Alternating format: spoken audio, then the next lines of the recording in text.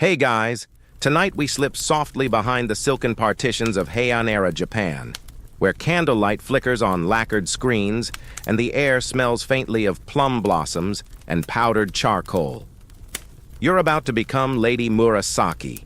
Yes, that Murasaki, the woman who accidentally invented the modern novel while surviving what was basically a medieval reality show hosted by aristocrats in 20 layers of clothing.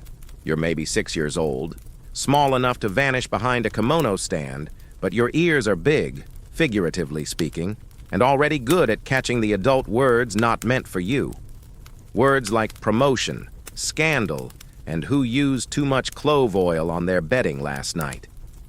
You toddle through the Kyoto court, fingers ink-stained from clumsy calligraphy, with hair down to your ankles and curiosity so sharp it could cut a paper lantern in half. So before you get comfortable, take a moment to like the video and subscribe, but only if you genuinely enjoy what I do here. And hey, leave a comment with where you're watching from and what time it is, especially if you're tucked in bed right now. Now dim the lights, maybe turn on a fan for that soft background hum, and let's ease into tonight's journey together. It begins in a house where the walls slide open with a whisper, where your father, a minor noble and low-key literature snob, treats Chinese poetry like holy scripture. He doesn't think girls should learn Chinese, but guess what? You're eavesdropping through the screen wall anyway, and pretty soon you can quote Confucius better than the scribe paid to do it.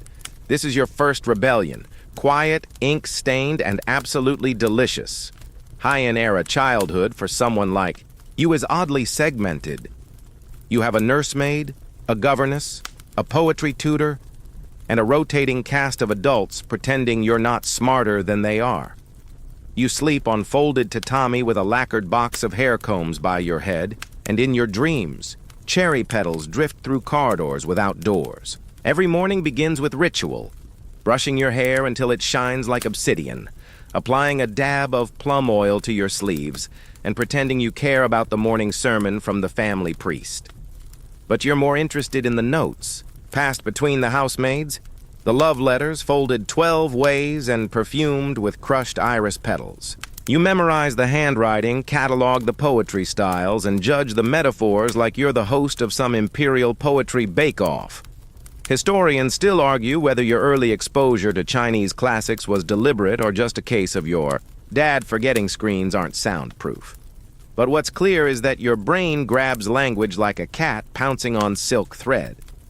By the time you're 10, your cousins are playing shell-matching games and you're composing melancholy verses about clouds that don't return from the mountains.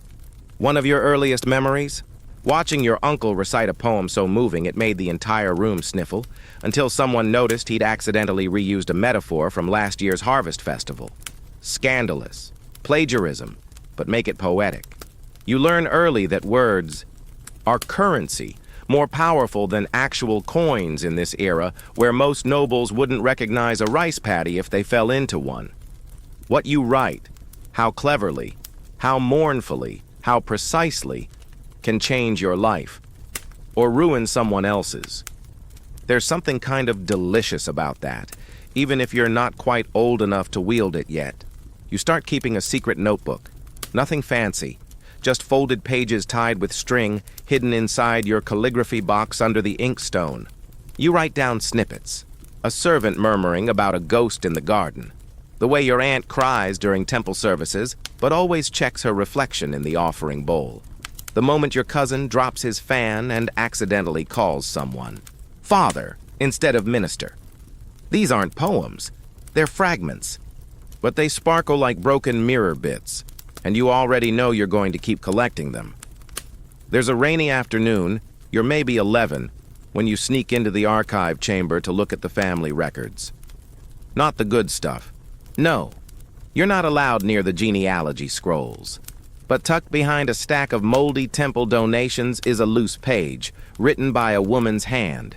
It's a list of things she hated. One of them reads, "Men who speak of cherry blossoms but step on them carelessly." You copy it down. You don't know it yet, but this is the embryo of the pillow book, your private litany of irritations, delights, and delicate little knives. Meanwhile, your mother's sisters whisper about your future. Marriage, maybe. A temple, if you're unlucky. But you're dreaming of palaces, not for romance, for the stories, for the infinite variations of facial expressions when someone receives a haiku with just enough ambiguity. You're still a child when you first hear the name Shoshi, the future empress, and feel the slight tug of fate like a hairpin twisted just a little too tightly. One day you will serve her. One day you will write the world into being beneath her roof.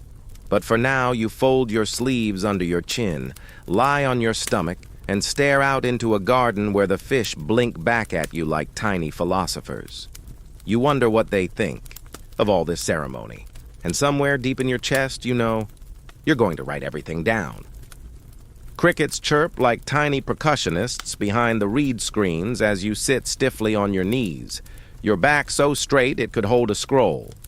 You're not meditating. You're surviving another day of court education, which mostly means a lot of bowing, memorizing seasonal poetry, and pretending not to hear your governess's stomach growling through the third verse of Spring Reflected in a Silver Bowl. Today's lesson is proper poetic conduct when encountering a noble stranger on a bridge, which is a situation that, statistically, may happen once in your life, but is apparently crucial to your development as a cultured court woman. Your teacher, a sharp-eyed widow with a cough like crumpled paper, quizzes you on what incense blends pair best with melancholic longing. Answer, sandalwood and a hint of dried orange peel. Meanwhile, you doodle tiny boats in the margins of your scroll and wonder if there's a haiku that captures the specific boredom of being 11 and too polite to yawn. Education in Heian. Japan, especially for noble girls, is a strange blend of refinement and arbitrary rules. You're expected to memorize Chinese characters you're technically not supposed to use publicly. You must learn to play the koto, a stringed instrument, roughly the size of a canoe, but only in melancholic keys. And you must absolutely, under no circumstances, ever write poetry without at least 2 allusions to nature, preferably involving mist, frogs, or a waning moon. Historians still argue whether Heian women were genuinely educated or just expertly groomed for passive-aggressive letter writing. What's certain is this: you're not being trained to live. You're being trained to appear, to float gracefully through life like a cherry petal with a killer vocabulary. You spend hours reciting court ranks by memory. There's the inner chamberlain of left-side incense affairs, the assistant clerk of seasonal lanterns. You don't know what half of them do, but you memorize the names anyway, because if you mess up during an introduction, you could insult someone's entire lineage. And nobody wants to be the girl who mistook a 5th-rank lesser official for a 4th-rank lantern sponsor. The shame could wither orchids. Meals are lessons, too. You learn how to eat tiny bites of pickled plum with your head tilted just so. How to sip tea as if it's mildly disappointing, even if it's not. How to laugh without showing your teeth. You've perfected the demure sleeve giggle, which is less about joy and more about not becoming the subject of next week's scandal ballad. And then there's handwriting. You could be the wittiest person in the room, but if your calligraphy slopes even slightly to the left, you're doomed. Your brush strokes must glide like crane feathers across rice paper. There's a kind of pressure to it, a silent contest between every girl in your rank. The court's version of a cage match, but with more cherry blossom motifs. You start to notice how even your tutors edit their personalities depending on which official is nearby. They perform gentleness like it's a job. Your poetry teacher, when alone, tells you the world is absurd and that all beauty rots eventually. Then, when your aunt visits, she transforms into a simpering echo chamber, praising your flower-like elegance while silently correcting your margins. You absorb it all. You also begin to keep track of who gets what rice stipend this year. Not because you care about grain quotas, but because the stipend tells you who's in favor and who's about to be shuffled into temple retirement. You start to notice patterns. A family gains rice one year, loses it the next. A cousin's poetry suddenly improves when her father becomes minister of the left. Curious. One afternoon, your uncle brings home a new volume of Chinese court tales. You're not allowed to read them. Naturally, you wait until he naps, tiptoe, into his study and lose yourself for 3 hours in forbidden phrases about silk dresses, disloyal eunuchs, and secret notes written in plum ink. The stories are wild. Less about facts, more about vibe, and you eat them up like roasted chestnuts. You begin to see that history isn't something kept in scrolls. It's in people, their movements, their hesitations, the slight tremor of someone reaching for the wrong fan at the wrong time. You're starting to train your eye, not just for beauty, but for tension, and through it all, the crickets continue their background percussion. You start writing lists of things that feel wrong, but no one talks about. Lists of sounds that haunt you at night. Lists of ways to tell if someone is lying during a compliment. These aren't lessons from your governess. They're lessons from observation, and they stick better than any poem about frogs. One night, while pretending to sleep, you overhear 2 of your cousins whispering about love letters. Real ones. Not poem exchanges, but scandalous notes smuggled between curtains, filled with longing and hair clippings. You start to realize that under all the rituals and incense, people are still just people. Messy, longing, insecure. That realization is your second rebellion. The first was learning Chinese. This one, understanding hypocrisy. You return to your secret notebook and add a new list. Things that look beautiful, but hurt. Hairpins, worn too tight, embroidered slippers that pinch your toes, compliments from someone who envies you, morning mist that makes the porch slippery, a poem that wins praise but says nothing true. You're growing sharper, quieter, and stranger. At family gatherings, you start to drift toward the edges, half listening, half narrating in your head. What would a scroll say about your aunt's fake laugh? What simile could describe the exact way your cousin's eye twitched when he lost at incense guessing? You don't know yet, but you file it away. It's all material. And as the season shifts into autumn, you find yourself spending more time under the eaves of the house, watching maple leaves float in puddles, like forgotten envelopes. The world is a story. It always has been. But you're beginning to realize you can write it. The palace garden smells like warm cypress and citrus oil, and somewhere in the background, a bamboo fountain clinks out a rhythm so regular, it's basically a meditation bell. But you're not meditating. You're trying not to trip over your own 12-layered robe while pretending you understand why someone just got demoted for excessive sleeve behavior. Childhood in the Heian court isn't soft. It's soft-looking. Silk over silk, hair like lacquer, smiles like screens.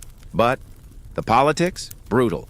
You learn fast that friendship isn't about who shares their rice crackers with you. It's about alliances, position, whose father just got promoted, whose incense mix was praised by the emperor's aunt. One bad poem and someone might stop, inviting you to view moonflowers from their veranda. Your first friend is Lady Nobuko, who gives you a lavender-scented handkerchief and then immediately tells 3 other girls that you have unsuitable eyebrows for your rank. You're 9. You don't even know what that means, but suddenly people are talking about your eyebrows like they're an ominous comet. Noble brats are savage in a subtle way. Nobody yells. They just compose a poem that alludes to your clumsy walk. Recite it near a screen you're standing behind and wait for it to circulate. It always circulates. This is social survival by syllable. One day you witness a fan duel. No swords, no shouting. Just 2 girls exchanging increasingly sharp verses about each other's calligraphy, fluttering their fans in that way that says, "Bless your heart," and "I will destroy your lineage" simultaneously. You stand at a safe distance, pretending to admire the garden pond while filing every insult away for later. You're also learning how to read facial expressions as if your life depends on it, because it does. The way someone lowers their eyes during a compliment tells you more than the compliment itself. The pause before laughter reveals who's genuinely amused and who's calculating whether they should be. You begin to spot lies as easily as you spot plum blossoms in winter, beautiful, and absolutely in the wrong season. Historians still argue whether Heian-era women held real power or just maneuvered within the illusion of influence. You're already starting to suspect the truth lies somewhere in the folds of those impossibly long sleeves, concealing notes, alliances, tiny emotional weapons. When your uncle hosts a poetry party, you're invited to sit in the corner. Not to participate, of course. You're still too young, but no one minds if you listen. So you do. You sit behind a lattice screen, barely breathing, as courtiers exchange verse and compliments like jeweled darts. One man recites a poem so intricate it makes a senior noble weep. You think it's just okay, but you write it down anyway, along, with the expressions on everyone's faces and the way one woman's sleeve slipped slightly too far, revealing an embroidered underlayer that absolutely breaks court protocol. And probably someone's heart. This is how you learn. You learn by collecting. A servant's whisper about a stolen perfume recipe. The way rice paper curls when it's damp with tears. The shape of a smile that hides spite. And most of all, you learn by watching what isn't said. The pauses, the silences, the fans hiding mouths that smirk beneath them. You develop your own signals. A subtle tilt of your ink brush when someone approaches. A code to yourself to remember this moment. A slight cough when a poem is particularly terrible, hidden under the pretense of modesty. You become a living recorder and nobody knows it. Your governess once told you that some women dream of being poems. But you want to write the ones that make people dream, cry, or, most dangerously, think. There's a game played among the noble children, shell matching. Each shell half is painted with a poem, and you're meant to find its pair by reading the verse. You play, but you're not interested in winning. You're studying which poems make people smile, which make them sigh, which make them go quiet. You can already tell which verses were ghost-written by tutors. At night, you sneak out onto the veranda and watch the servants laugh freely in the back gardens, their speech unpoetic, but somehow more beautiful for it. You begin to question whether your world is too polished, whether all this elegance is just a high-gloss version of the same jealousies and hopes everyone has. You tuck that thought into your mental notebook, right under. Things that are supposed to be elegant, but aren't. Laughing behind a sleeve. Using a metaphor to say, you're ugly, pretending not to hear gossip shell-matching poetry cheats. Feather pens that don't actually write well. You're maybe 10 when someone finally says it. That girl notices too much. It's not a compliment, but it is accurate. You continue noticing. One day you see a boy cry. Not a servant, not a child, a noble. He's maybe 15, red-faced and furious because his love poem was returned unread. You catch only a glimpse before a curtain is drawn. But the moment etches itself in you, that even in this beautiful prison, of words and robes and posturing, hearts break just the same. You file that away for future use, probably for a character, probably for a prince. Eventually, your reputation begins to form, not for beauty or musical skill or obedience, but for insight. People say you see things strangely. It's not meant kindly, but it gives you space. The kind of space a quiet girl needs to grow dangerous. And as the days slip by in patterns of perfume and paper, you keep writing in secret. You're not composing poetry for display yet. No, you're collecting, listening, training, because when the moment comes, you're going to write something they can't ignore. By now, your sleeves are longer, your handwriting sharper, and your instincts for scandal so honed you could sense a broken engagement through 3 layers of incense. You're not quite a woman by court standards, But no one dares call you a child anymore. Not with the way you tilt your fan when someone lies in verse, or the way your scrolls stay mysteriously locked away, even from your nosy aunt. You've begun something. It starts with a list, as always. But this one's different. It's not petty. Well, not just petty. It's more of a mirror, a reflection of all the tiny hypocrisies and exquisite absurdities that weave through the daily life of Heian court women. You write down things like things that give the appearance of refinement but are secretly annoying. Keeping your sleeves clean during rain, remembering everyone's favorite incense blend, listening to a mediocre poem with a delicate expression, bowing when you have a cramp, laughing appropriately at a pun you didn't understand. These aren't poems. They're fragments, observations, side eyes and syllables. Some are melancholy, some are biting. Most are just honest in a way that no one dares be out loud. You don't call it the pillow book. Yet. In fact, it has no name, just scraps unfolded. Washi paper tucked between layers of your wardrobe or hidden in the hollow space behind your writing box. You know if someone found it, they'd either laugh or have a quiet panic attack. Ideally both. The funny thing? This little habit of yours isn't even considered real writing. Not by court standards. Not by the men in their brocade. Robes who think literature must be encrypted with metaphor and 4 layers of borrowed Chinese thought. But you're on to something. Something more intimate, immediate. It doesn't perform beauty. It catches it mid-yawn. You begin recording oddities. A butterfly that landed on the Empress's sleeve and refused to leave for an hour. A courtier who claimed to write his own love poems, but was spotted bribing a monk for metaphors. The day a minor scandal erupted because someone's robe lining was found to be dyed with the wrong seasonal flower. Scandalous, yes, but also deeply funny when you learn it was the dye merchant's mistake, not hers. Historians still argue whether your writing at this stage was intended as literature, diary, or pure snark therapy. Maybe it doesn't matter. Maybe it was all 3. You certainly weren't aiming for immortality.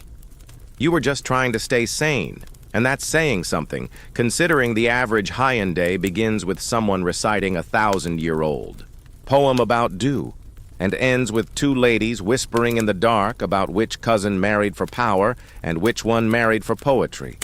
Which, frankly, was the more dangerous motive. Your writing begins to evolve. The fragments stretch into mini-scenes.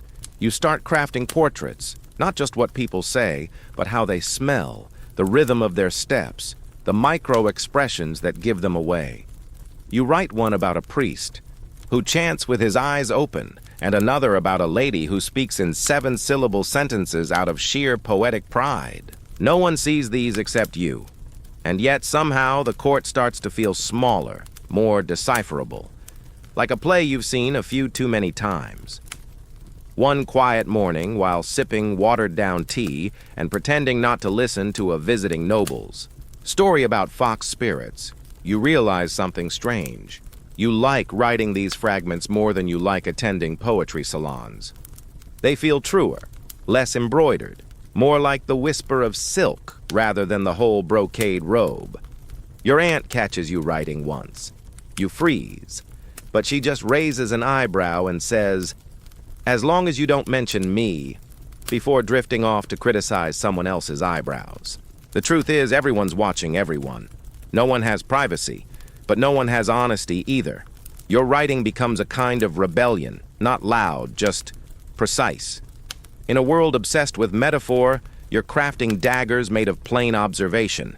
You start keeping a second notebook. This one's just for yourself.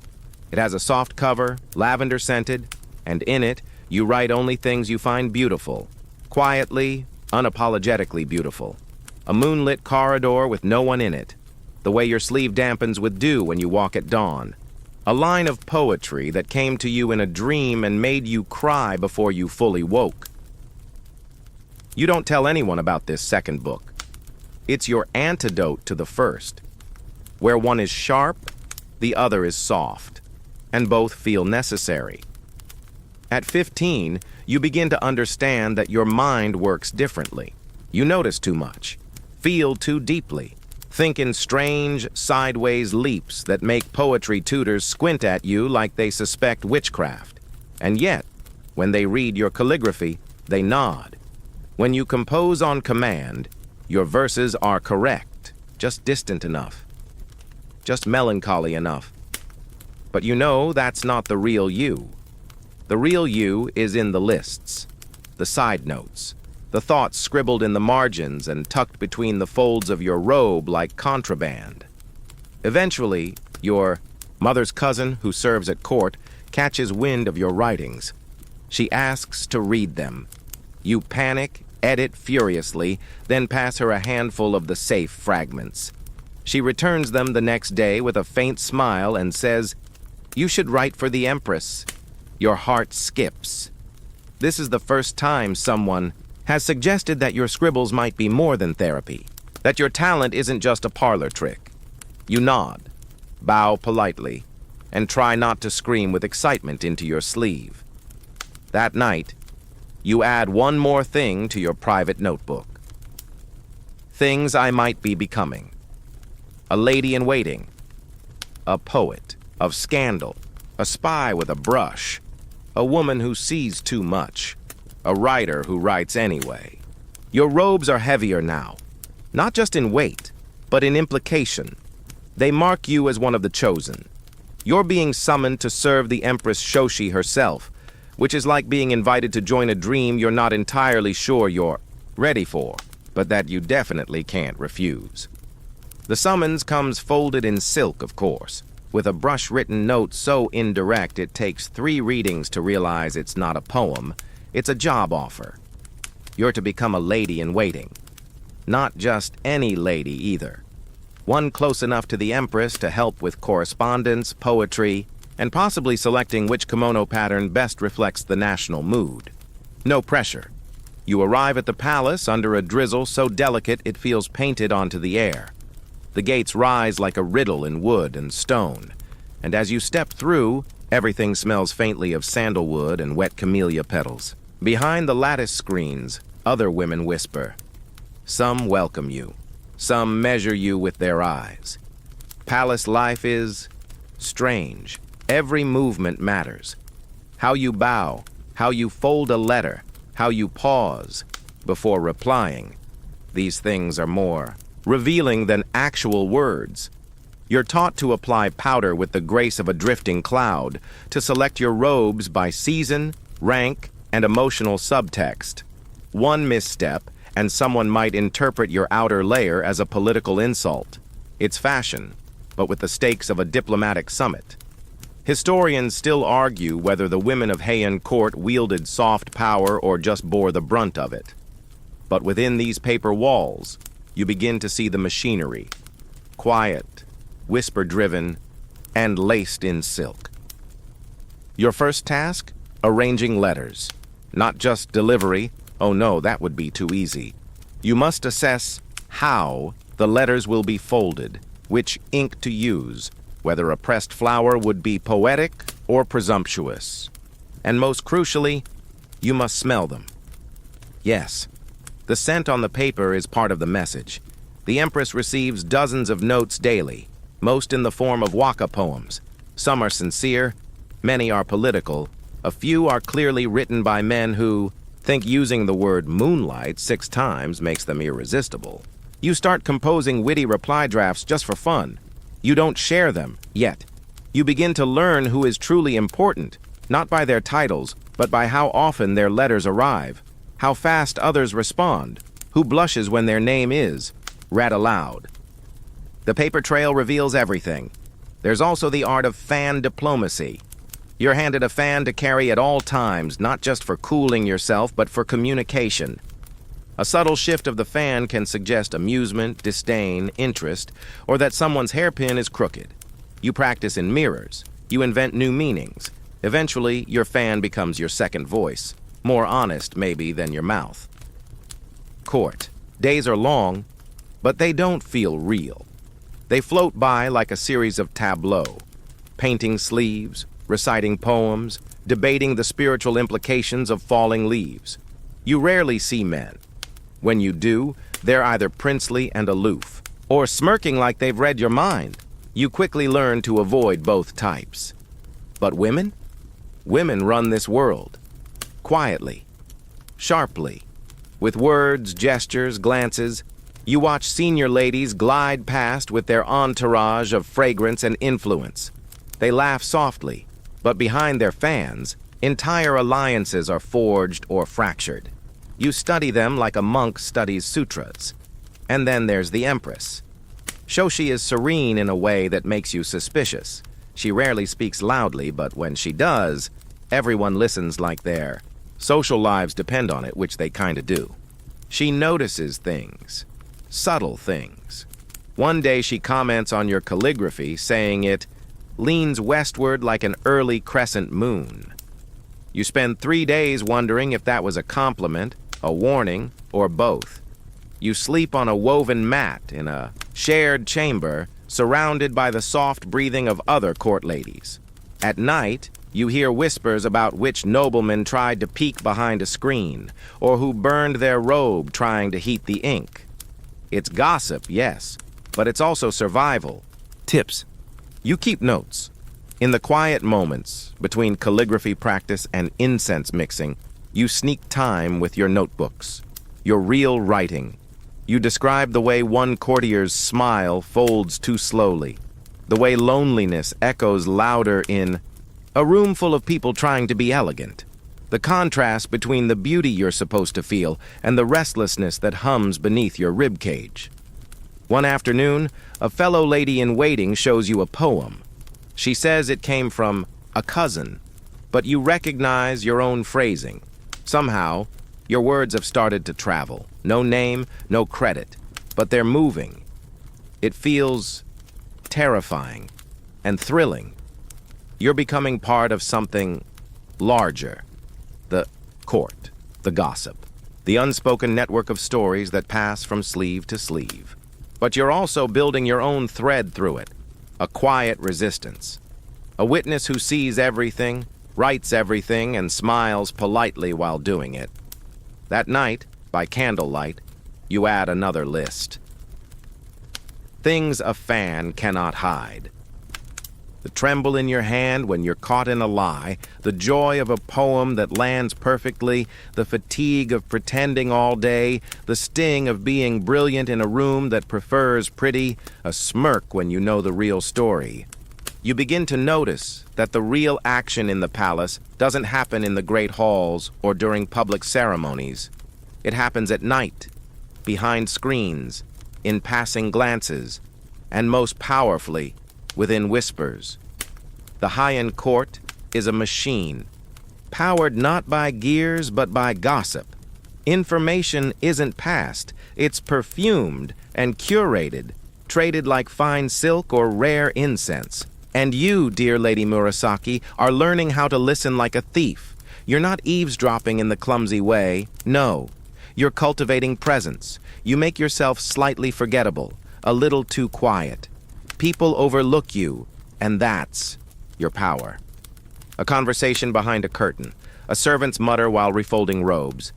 The way someone says, "I heard," before glancing both ways. You collect these moments like pressed blossoms between scrolls. Soon, you realize that the court has its own kind of spy network, not made of guards or soldiers, but of women, ladies-in-waiting like you, eunuchs, maids with sharp memories and loose tongues. They carry messages between lovers, leak poems to rival salons, and yes, share information that can make or break alliances. You become part of it, not actively at first, just by listening. You remember who mentioned which monk at which temple, which cousin received a gift of mandarin peels, symbolic of longing, and which one returned them, unpeeled. It's all symbolic, of course. You're living in a world where love letters are often written in code and tied with matching silk threads that indicate emotion, blue for sorrow, crimson for desire, pale green for nostalgia. Historians still argue whether these codes were actually standardized or just a sort of poetic chaos everyone pretended to understand. You suspect the latter. Half the fun is in the misinterpretation. One evening, a fellow lady, one with moon-pale skin and 2 perfect poems, leans in and asks if you've heard the latest. You haven't, but you nod. Because now you're part of the web. The scandal is mild. A junior courtier was seen writing a love poem with another man's ink brush. That might not sound like much, but in Heian etiquette, tools carry intimate energy. Sharing them suggests emotional closeness. Sharing ink? That's practically a proposal. You jot that down in your private scroll. Not because the gossip matters, but because the implications do.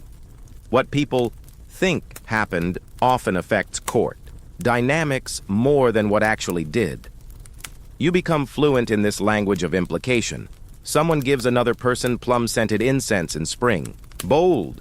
A poem comparing someone's sleeves to snow melting too fast? Brutal. A fan held at a 45-degree angle while reciting a verse about longing?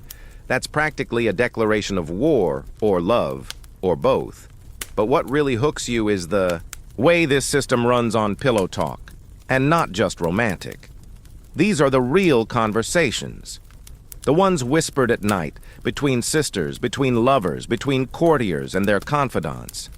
You begin to see why your secret notes resonate.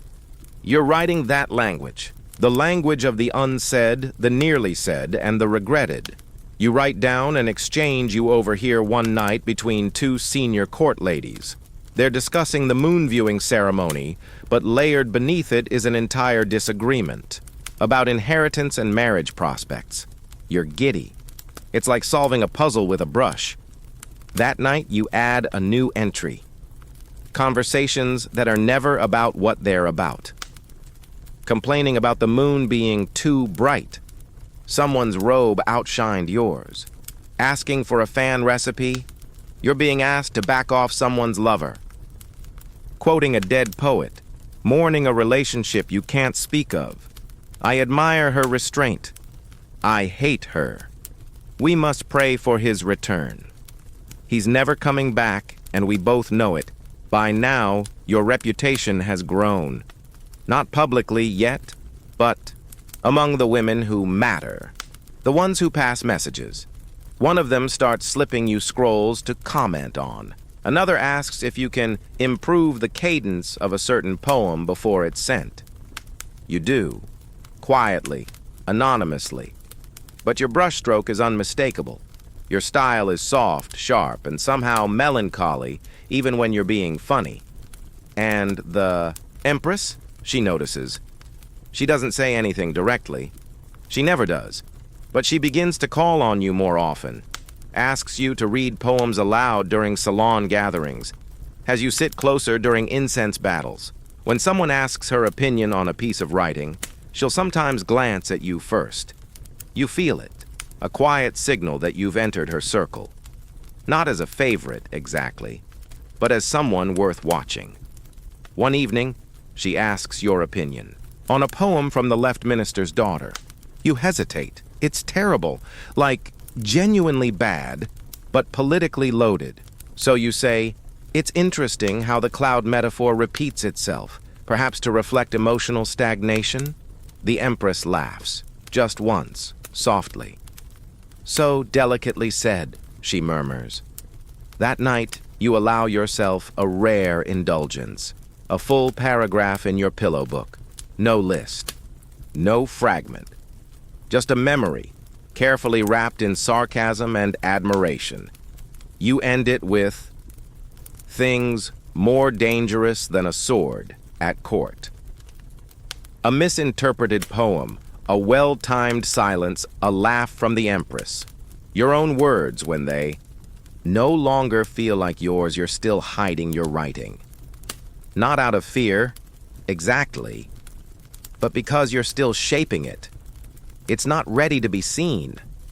Or maybe you're not ready to be seen. The court is watching, and the court remembers. But now you know something powerful. They talk in whispers, and you You write them down. Some people think poetry is harmless. That's because they've never attended a high-end court poetry salon, where emotional destruction is conducted in 31 syllables, and one badly chosen flower metaphor can wreck your entire social standing before lunch. You're seated on a woven mat dusted with chrysanthemum petals, trying to look serene while simultaneously preparing for battle. Around you, noble women adjust their robes with the same precision a samurai might use to unsheathe a blade. Their fans flutter lazily, but their eyes are alert, focused, dangerous. You're at one of the Empress's seasonal poetry gatherings. This, one themed around autumn's longing. Everyone pretends to be moved by the scent of drying leaves. In reality, they're mentally elbowing each other to produce the verse that will dominate court gossip until at least the next moon cycle. Your turn comes. You compose your poem aloud, voice barely above a whisper, choosing words that float softly but land hard. You mention a fallen ginkgo leaf, a forgotten scarf, and the unbearable silence of mourning birds that no longer sing. There's a pause, then a collective breath. One lady coughs. Another tilts her fan in what might be admiration, or just really passive aggression. Someone scribbles something down. You pretend not to notice. Later, one of the Empress's attendants compliments your tasteful restraint. You know that's code for, "We heard that subtle insult directed at Lady Nakatomi's last poem, and we approve." Poetry, in this place, is less about beauty and more about layering. You must flatter, hint, and stab, all within a structure, tighter than your ceremonial obi belt. Historians still argue whether these salons were acts of cultural unity or arenas for emotional fencing. You suspect they were both, but sometimes something magical happens. You lock eyes with another poet, across the circle. You hear their verse, a soft reflection on mist, regret, and the scent of crushed iris petals, and you feel seen. It's rare, but real. In that moment, the poems stop being weapons. They become windows. These brief flashes of sincerity are addictive. But you can't get attached. This is still a game. And in this game, even sincerity is sometimes strategy. The men join in, occasionally. Though their verses tend to be either overly elaborate or disappointingly blunt.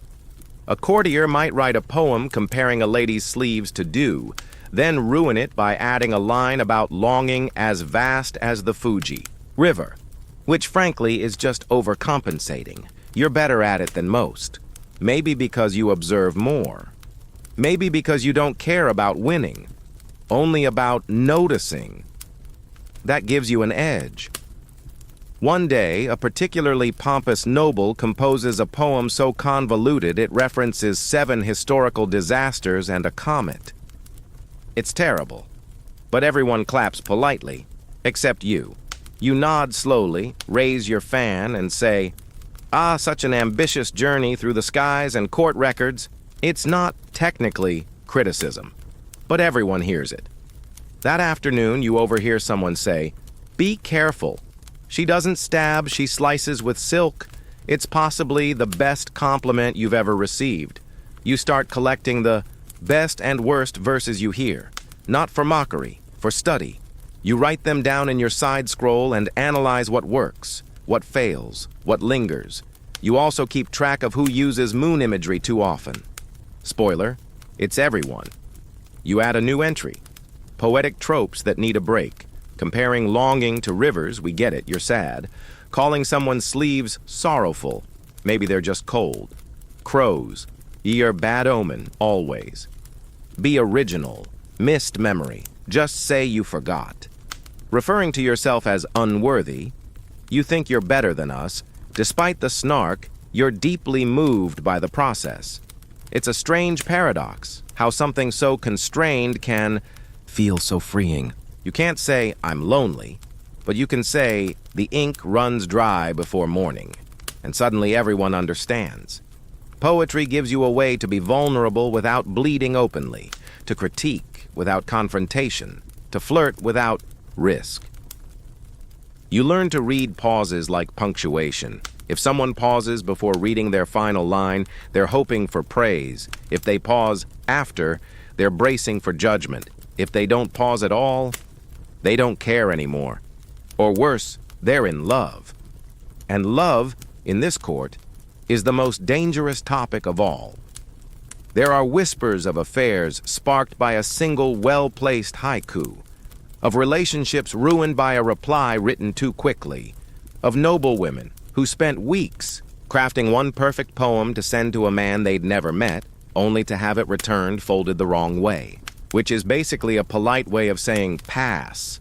You vow never to send a poem you wouldn't want read aloud by your enemies, and still, you find yourself drawn to it, to the structure, the challenge, the way 57577 syllables can hold centuries of feeling.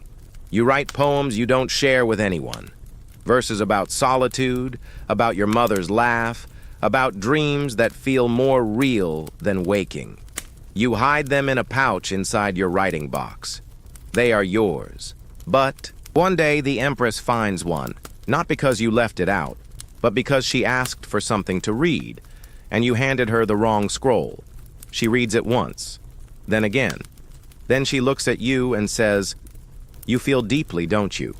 You nod, too quickly, like a child. Caught dreaming. She says, "Good. That's the only way to write anything worth remembering." That night, you can't sleep. You lie awake listening to the crickets. You imagine your poems fluttering through the palace like moths, brushing against people's ears, planting little truths they don't realize came from you.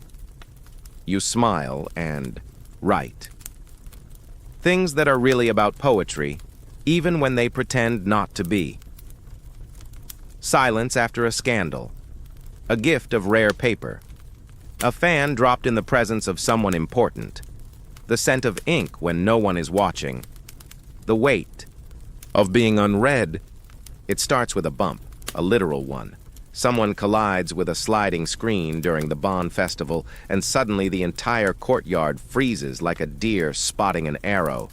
A dropped fan clatters, a lady stifles a gasp, and then the whisper spreads like a chill draft. She must have seen something. Unclean. Welcome to the moonlit circus of Heian superstition, where ghosts are a given, curses are contagious, and bumping into the wrong curtain at the wrong hour could genuinely get you uninvited from someone's poetry circle. You're not superstitious. Not exactly. But you've learned the rules. You bow to the garden lantern before stepping onto the veranda at night. You burn specific incense if you feel spirit pressure. And you absolutely, under no circumstances, sleep, facing the northeast corner of the room. That's the demon gate. Everyone knows that.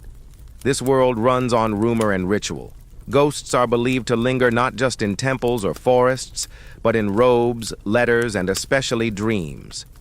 Your dream last night? You were chasing a fox through a library. Might mean fortune, might mean betrayal. Depending on the season, historians still argue whether Heian nobles truly believed in ghosts or simply used them as metaphors for grief, guilt, and longing. But in practice, it doesn't matter. People act on them, which means they're real enough. You start collecting ghost stories, not just the dramatic ones with flickering lanterns and possessed inkstones, but the casual ones. The servant who won't enter room 6 after dusk, the lady who swears her comb moved on its own. You write them down in the margins of your pillow book, beneath headers like apparitions that are probably just emotional avoidance. The man who swears his late wife visits his dreams. You never told her you were leaving. The woman who hears crying from her writing box. Those are your unsent letters. The priest who burned his own scrolls. Maybe don't write that much about your ex. Of course, gossip travels faster than logic. A whispered suspicion about a haunted robe becomes fact overnight. A dream about a weeping woman sparks a week of extra temple visits. You watch as adults, important, educated adults, treat wind changes as omens and rice cracking during cooking as a sign of spiritual unrest. And yet these are the same people who critique poems with razor-sharp insight. The court lives in a dream, and dreams, like politics, don't care about logic. There's a popular game among the ladies, hide and recall. Ghost tales told after dark, usually during festivals or rainy days. You all gather around a low lamp, robes huddled, faces half lit, and take turns telling tales. One story each. After every tale, someone snuffs out a candle. When the last one goes out, you're supposed to sense a spirit enter the room. Or so the game claims. Your story is always the quietest. A tale of a woman who kept a diary so honest, her soul got trapped in the ink. Her descendants claimed they could still feel. Her mood changed depending on which page they read. You say it softly, like it's not fiction, and you watch as a few faces stiffen. You add it to your book under. Stories people laugh at but secretly believe. The ghost who recites rejected poems in the wind, the ink that won't dry on. Cursed paper, the dream that writes itself in someone else's hand, the palace cat that only meows at certain screens, but it's not all doom and gloom. Some of the most delicious rumors are about scandal, not spirits. Like the time two courtiers were caught whispering too close in the herb garden, or when a gift of pine-patterned stationery was misinterpreted as a marriage proposal. The best ones always come wrapped in plausible deniability. Of course, it was just a poem. Of course, that incense blend wasn't personal. But you always know. And the best part? People come to you for verification. You've become known discreetly, unofficially, as someone who remembers things, who keeps track. You never confirm or deny. You just offer a thoughtful hum, a slight tilt of the fan, and maybe a line from a completely unrelated poem that just so happens to apply perfectly to their situation. You write down every rumor you hear, real or otherwise, and sometimes you invent one, just to see how far it travels. Once you suggest that folding paper toward the left invites good dreams. By week's end, 4 ladies have adopted it, and someone's maid swears it stopped her nightmares. You don't claim credit. You just record experiments in whisper propagation. The paper folding myth, successful. That coughing after, reciting poetry wards off envious spirits, needs more data. That sleeping with lavender in your sleeve attracts romantic dreams, 100% invented, but the palace now smells fantastic. You don't believe everything you hear, but you believe in the power of belief, the way it moves people, changes decisions, starts wars in the form of verse, ends friendships in the scent of a mismatched perfume. 1. Morning, the Empress asks you casually. Do you think dreams are messages or memories? You answer, both. The ones we share become messages. The ones we keep become hauntings. She nods. That's all. But a week later, someone recites that line at a poetry salon, attributed to an unknown lady of the court. You smile, and that night, under your candlelight, you write things that haunt but aren't ghosts. A poem you wrote too honestly. A glance that lasted too long. A robe you kept after they left. A silence you didn't interrupt. A rumor you started and wish you hadn't. It begins as a side project. A way to pass quiet evenings. To entertain the Empress and her ladies. You don't plan to change literature forever. You're just telling a story. One about a beautiful, complicated, emotionally unavailable nobleman with too many robes and not enough self-awareness. His name is Hikaru Genji. You create him slowly, like layering robes. A sigh here, a scandal there. A bit of poetic longing stretched across an awkward courtship. The women around you lean closer. They want to know what happens next. Does he regret seducing his stepmother? Is he going to pine in poetic agony beneath another blooming tree? Of course he is. You don't realize it at the time, but the tale of Genji is becoming something new, something massive. It begins to eat your evenings, your dreams, your brush ink. You think about Genji while walking through the garden. You wonder what he would write if he were attending this incense ceremony. He'd flirt, obviously, badly. Historians still argue whether you intended Genji to be a critique of courtly life or simply a reflection of it. You're not sure either. What you do know is that writing him lets you say things you'd never say directly. You give your characters longing, resentment, joy, and bitterness. All the feelings you're not supposed to wear on your sleeve. And people love it. Your fellow ladies-in-waiting beg for new chapters. The Empress sets aside time to hear you read aloud. Once a visiting priest catches part of the story and later sends you a note praising the tale about the melancholy gentleman who weeps beautifully. That's the official review, at least. Rumor says he also asked if Genji was based on a real person and whether he was single. You're not just writing a story. You're building a mirror. Every character you create holds a sliver of someone at court. They see it. They won't say it. But you catch the glances, the slightly defensive laughter, the cautious compliments. One lady starts wearing her sleeves like Lady Aoi. Another insists she's nothing like Rokujo, but you didn't even say she was, which makes it all the more suspicious. And Genji? He becomes a collective obsession. The perfect man. The worst. Man. The man everyone either loves, loathes, or pretends not to care about while rereading the same chapter twice. You write fast, but not carelessly. Each line is measured. Each scene a soft ambush. You blend real events with fiction so seamlessly that even you forget where truth ends. You give your characters flaws. Not small ones. Big, poetic, emotionally catastrophic ones. And you let them live in their consequences. Unlike the court, where people float above their regrets like ghosts in silk, sometimes it scares you how easily you disappear into the world you're creating. How writing Genji feels more real than reading another courtier's poem about dew. You start seeing story arcs in real life. That minor scandal at the Peach Blossom Festival feels like a subplot. That noble woman crying behind the curtain could be a Genji chapter. Easily. One evening, you write a scene where Genji gazes at a lover's abandoned fan and feels crushed by the soundless weight of everything unsaid between them. When you read it aloud, one of the court ladies actually esps. Someone else leaves the room. You didn't name names, you didn't have to. Your story starts changing the way people act, subtly. A nobleman writes a poem with a Genji reference. A court lady refuses to sit near the incense brazier anymore, joking that it reminds her too much of the third princess scene. You don't comment. You just write it down. You add a new entry. Things that fiction teaches better than real life. How regret sounds when no one is listening. The difference between loneliness and being alone. Why apologies wrapped in poetry still hurt. How silence can be louder than scandal.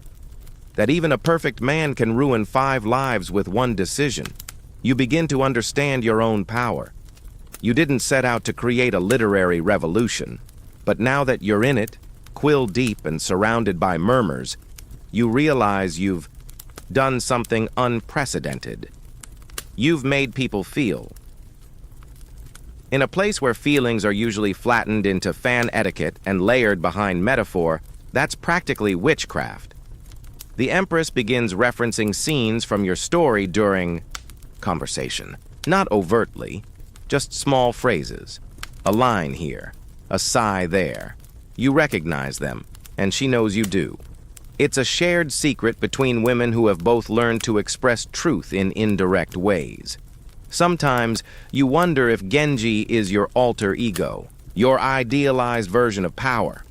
Other times you think he's just a beautiful mess, and you needed him to process the emotional tangles of your own life. Either way, he keeps talking in your head. You start keeping a third notebook.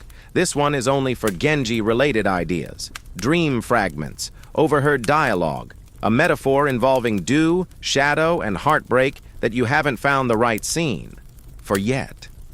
It's becoming a world, one with gravity, and now everyone's caught in its pull.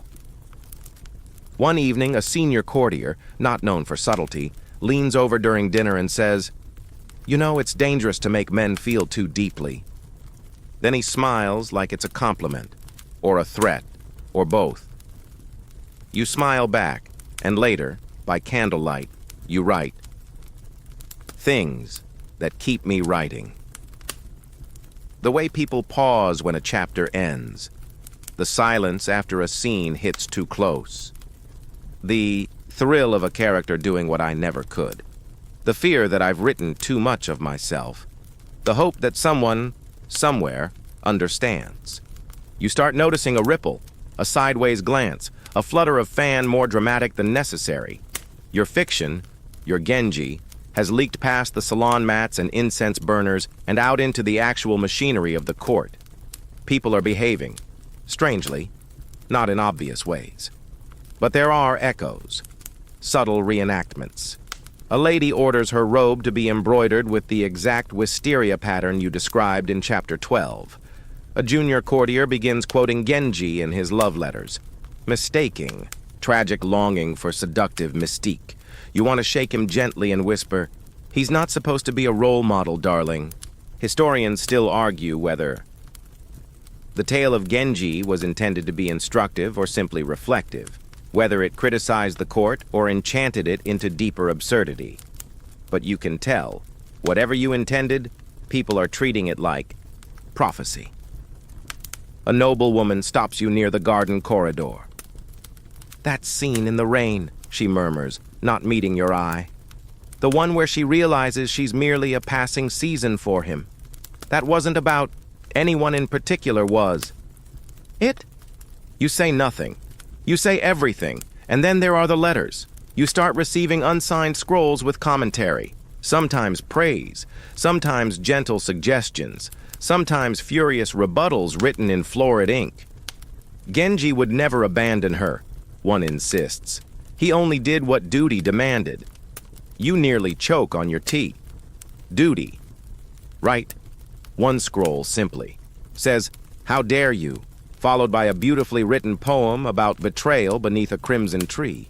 You add a new entry, things that were not meant to be personal, but somehow are fictional scandals that echo real ones. A metaphor about faded perfume. A chapter where Genji forgets someone's name. That one character who just happened to look like a certain courtier's former lover. The way no one believes it's just a story, you're becoming a ghostwriter of people's emotions, and it's dangerous. Not everyone appreciates being reflected, even indirectly. The court thrives on ambiguity, yes, but not when it reveals truth. Suddenly, certain rooms fall silent when you enter. Certain conversations pause. Some smile wider, with extra flattery. Some stop smiling altogether. You hear whispers that someone has accused you of using court affairs for fiction, as if court affairs aren't already half fiction. You laugh. But you also hide your Genji drafts deeper within your writing box, just in case. You start to feel the weight of it, the responsibility. You didn't mean for Genji's love life to cause 3 real-life breakups, but here we are. There's something heady, almost terrifying, about realizing your ink can move hearts, or twist them. One afternoon, you see a young lady crying silently behind the curtain of the Empress's music chamber. You don't speak. You just offer her your sleeve. She doesn't look at you, but later you find a folded note tucked under your writing brush. It says, "I thought I was the only one who felt like that. Thank you." That night you can't sleep. You lie beneath your robe, listening to the faint scratching of brushes, to the wind across the rice paper windows. You wonder what Genji would do now. Probably compose a poem, or stare tragically into a garden. You, however, get up and write. You write a scene where a woman burns a letter before reading it, where she chooses not to know. And somehow, that feels powerful. You're changing too. The court still feels like a theater, but now you see the stage mechanics, the pulleys behind the curtains, the actors rehearsing their lines. You've seen behind the set, and now no one can unsee you. You're careful, but not silent. One day, during a salon discussion, a senior lady suggests that fiction should remain pleasant, that tales of heartbreak and regret might disrupt harmony. You sip your tea and say, then perhaps harmony was already in danger. There's a pause. Then the Empress laughs. Indeed, she says, the truth has always been the most disruptive tale of all. Later, she calls you aside. She asks how many chapters you've written. You tell her you've lost count. She nods. Good. Then you're writing properly. You don't know what she means exactly, but it feels like approval. You start to dream of Genji less as a character and more as a symptom. A beautiful fever the court didn't know it had until your brush gave it form. And like any fever, it can inspire or destroy. Either way, you keep writing. You add a final line to your notebook. Things fiction gave me that court never did. The freedom to say what I actually mean. A world where longing is not weakness. The ability to be cruel, gentle, and truthful in the same sentence. A mirror, polished with ink. A voice that no fan can hide. It begins, as rivalries often do, with a compliment that doesn't quite land. She writes so prettily, someone says, in that syrupy tone that makes pretty feel like an insult. The subject? Sei Shonagon. You smile politely, but inside, a full theatrical eye roll. You've read her pillow book. Of course you have. Everyone has. It's clever. It's sharp. It's aggressively self-aware. And, if you're honest, some of it is brilliant. Infuriatingly brilliant. But the court doesn't like to have two brilliant women at the same time, so they pit you against each other. Quietly, elegantly, like a duel fought with feathered fans dipped in vinegar. You've never met her, not properly. She served Empress Teishi, after all. Rival consort to your own Empress Shoshi. Different salons, different social circles, different wing of the palace. But her presence lingers, like an ink stain on the edge of your own writing desk. The comparisons are constant. She writes lists, too. Did you see her section on things that should be short? Delightful. Oh, yours is more poetic. Hers is more biting. It's the literary version of someone pointing out your friend has the same haircut, and then subtly suggesting it looks better on her. Historians still argue whether the rivalry between you and Sei was real or manufactured. If you ever exchanged words or just glances. Whether you quietly admired her or plotted her grammatical downfall behind a paper screen. What they agree on is this. You were two brilliant minds in an age that only made room for one at a time. You respond not with slander. Never. That would be vulgar. You respond with precision. Your own pillow book entries grow sharper, more layered. You write a list titled, Things That Are Praised for Wit But Lack Soul. A poem that makes you laugh but not sigh. A compliment that hides a dagger, a robe that rustles louder than its wearer's voice. A list of things one dislikes, written only to be admired. You don't name her. But let's just say, you don't have to. You both write in fragments. But hers are firecrackers. Bright, loud, designed to be remembered. Yours are soft daggers, subtle, left in the folds of a sleeve until someone discovers the wound days later, and the court eats it up. Some take sides. Others pretend not to. One lady offers you a poem inspired by both of your books, and you nod graciously while mentally assigning her the role of double agent. One morning, you overhear two courtiers debating your latest verses versus hers, as if you're rival poets in a romantic drama. You wish they'd just admit they're both scared of their wives reading either of you. You keep writing, and you don't write for her. Not directly, but sometimes, when you craft a particularly biting observation about court flattery, you wonder if she'll hear it, if it'll make her roll her eyes, or laugh, or dare you hope, admire you just a little, because rivalry in this world is intimacy, and admiration, even silent, is the closest thing to alliance. One evening, during a salon gathering, a nobleman attempts to recite one of her wittier poems. He misquotes it, badly. You correct him gently, even as you feel your pulse quicken. Someone raises an eyebrow. You read her work closely.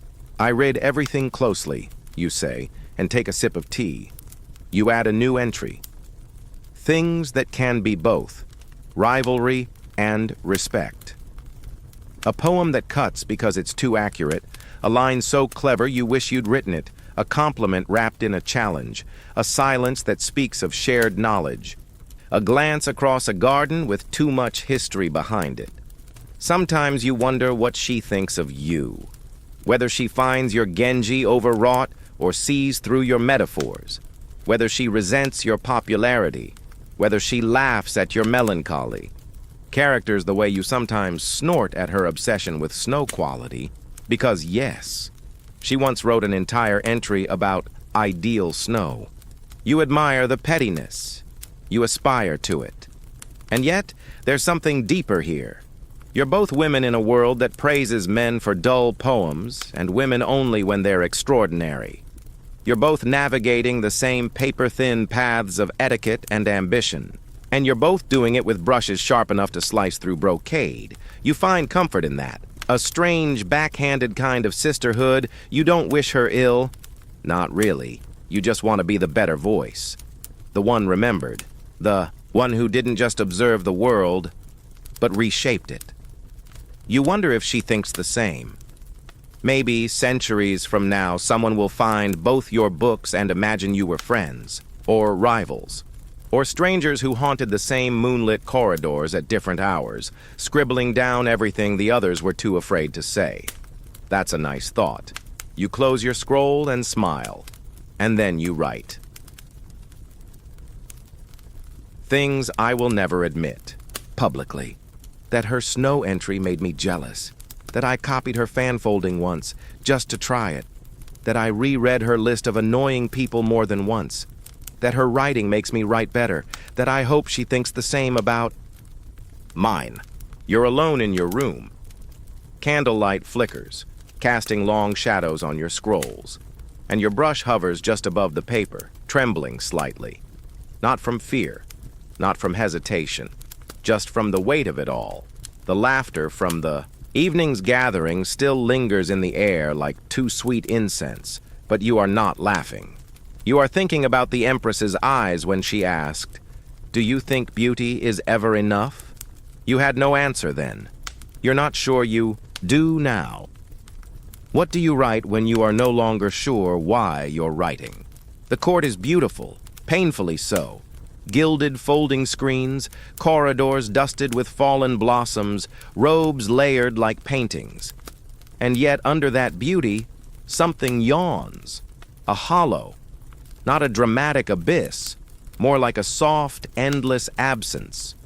You've begun to suspect that the more beautiful something is, the more it hurts to realize it's also meaningless. You record everything, of course. That's what you do. But lately, you find yourself pausing more. Not for lack of words, but because you're beginning to question whether anyone else is seeing what you see. The Empress grows quieter by the day.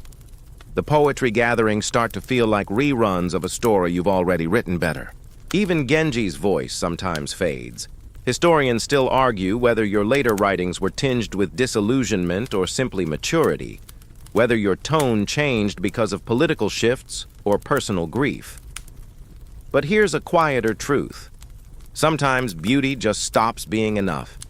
You've watched court romances play out like poetry performances, sincere, then weary, then desperate to be admired. You've seen devotion measured in how well someone references do, and it's lovely in its way, but also hollow. You write a list that you don't show anyone, things that pretend to be purpose. Polishing inkstones for hours, arguing about flower arrangements with a straight face, reciting poetry to someone who doesn't listen, dreaming of someone who never existed, writing stories for people who only care about themselves. You still dress every morning in 12 layers, still brush your hair until it gleams. Still smile at compliments and offer appropriately vague responses, but the sharpness is returning to your writing. Not wit, not even judgment, just clarity. You start noticing things you never let yourself name before. The sound of a maid crying softly behind a screen. The way an elder courtier laughs too loudly now, as if trying to pretend he still matters. The silences between verses, once elegant, now stretched and brittle. Even your empress, once so commanding in her serenity, now stares too long at the sky some mornings. One day, you catch your reflection in a polished mirror stand. Not to admire yourself, just a glance. And for the first time, you see it. Tiredness. You're not old, not really, but you are worn. You go to the garden and sit under a camellia tree in full bloom. It's perfect, precisely what poets dream about. But all you can think is, it will all fall soon. And no one will remember this tree, only the metaphors. You start, writing more prose than verse, still elegant, still stylized, but no longer trying to impress. Now you just want to say things, not paint them delicately, not veil them in seasonal imagery. Just say them. You write an entry. What it feels like to be invisible in a room full of people who praise you. It's like watching someone read a poem you wrote while they glance at the door, waiting for someone more interesting to arrive. It's smiling through a compliment that misses the point. It's hearing your words echoed back to you in a new voice, one that has stolen the music and replaced it with applause. You don't read that one to anyone. Some days you fear you've become your own ghost, not tragic, just unattended, echoing around the palace like one of those spirits everyone swears they don't believe in. You begin rereading your own story, Genji, and you start to see it differently, not as a masterpiece, as a mirror. You wrote about longing because you were lonely. You wrote about courtly elegance because you were trapped inside it. You wrote Genji not because you adored him, but because you feared becoming him, loved, admired, and utterly empty. One night, you dream of a room with no doors, just walls of paper covered in your own handwriting. It should be beautiful. It's not. You wake up and burn one of your oldest scrolls. No one asks why. They think you're being poetic. You add a quiet entry.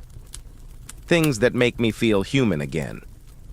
Walking outside alone at dawn, watching a candle gutter and not relighting it, the smell of wet ink on fresh paper, the sound of someone humming, unaware of being heard, writing something that isn't meant to be beautiful, just true. The next day, you laugh. Really laugh.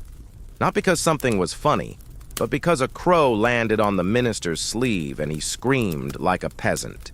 It's the first time you've let yourself be undignified in weeks. It feels like breathing. You begin to wonder if perhaps the point of all this, the robes, the stories, the heartbreak, isn't to be admired. Maybe it's to feel something real in a world that so often insists you don't. So you keep writing. But now, with a different intent. Not to impress, not even to remember, just to be. You scratch at your neck with the grace of a courtier pretending not to scratch. Because let's be honest, no amount of violet-scented powder or chrysanthemum silk lining can hide the truth. Your robes are itchy. You've written dozens of verses on dew, longing, and moonlight, but no one composes poems about fleas. And yet here they are, thriving somewhere between your fifth and sixth layer. It's a quiet indignity that somehow feels worse than being snubbed at a poetry salon. The truth is, no matter how refined your surroundings, your body still lives in this world. You wake up groggy, you get blisters from ill-fitted sandals, and some days, your hair simply refuses to cascade in elegant black rivers. And on those days, you begin to question the entire premise of court beauty. Historians love to talk about Heian fashion like it was otherworldly, and yes, it Looks like a floating dream. But wearing it? That's a full contact sport. Each layer of robe is chosen not just for its seasonal relevance, but for its color gradation, scent, and political subtext. You can't just throw on plum over cream. That suggests mourning, or possibly ambition. Or maybe mournful ambition, which is a whole genre of scandal, and it's hot. Kyoto summers are no joke, and here you are swaddled like a decorative futon, sitting motionless so your sweat doesn't wrinkle the fabric. It's hard to recite poetry when you're worried about pit stains, though of course nobody talks about that. You start writing a few new lines in your pillow book under, things that look elegant but are actually miserable. Sitting in, perfect posture for 6 hours straight. Hair so long it gets caught in your own belt. Silk robes during midsummer, keeping your sleeves from dipping into your soup. Pretending you don't want to sneeze when someone's burning cinnamon. Incense the Empress once joked that court beauty is 90% suffering and 10% poetry. You laughed then. Now you nod solemnly, adjusting your collar to hide the rash spreading across your neck from overwashed robes. And the grooming. No one warned you that being court pretty means spending hours blackening your teeth. Yes, that's a thing. Powdering your face to ghost-pale perfection and drawing your eyebrows high on your forehead after shaving off the real ones. There are days you look in the mirror and think, I've become a haunted doll. But then someone compliments your elegance, and you bow deeply, smile, and mutter, the season flatters us all. You start to notice how much effort everyone puts into appearing unbothered. A lady might be sobbing behind a screen 1 minute and gracefully serving tea the next. One of your peers once tripped on her own robe, hit a pillar, and immediately recited a poem about the instability of the seasons. Iconic. Historians still argue whether Heian women had agency or simply performed it through aesthetics.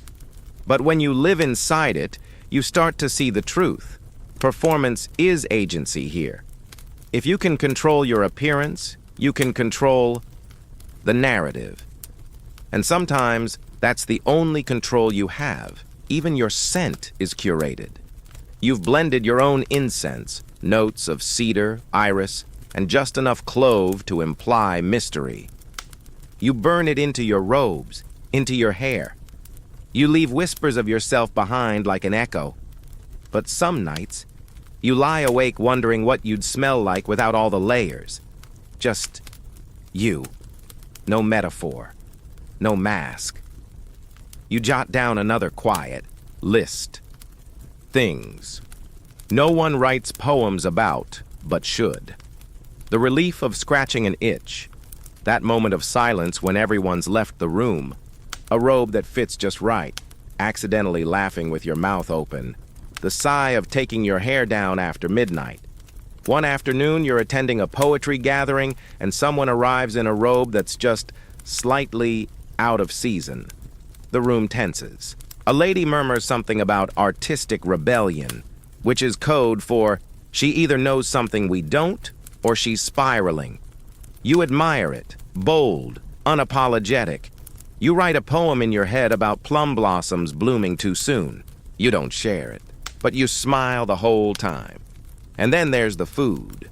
Tiny, exquisite portions.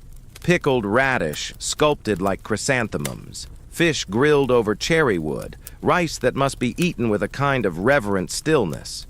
It's beautiful. It's also not enough. You often finish a meal feeling like you've eaten a haiku, charming, but vaguely unsatisfying. You suspect your writing is getting sharper on days when you're slightly underfed. Hunger brings focus, or maybe that's just the dizziness. You begin to see that survival at court is about endurance, of beauty, of discomfort, of expectation.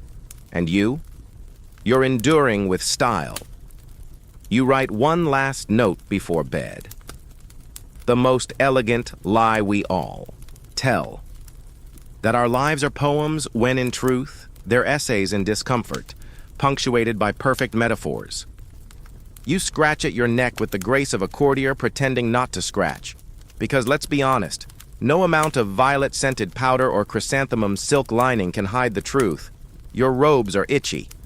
You've written dozens of verses on dew, longing, and moonlight, but no one composes poems about fleas.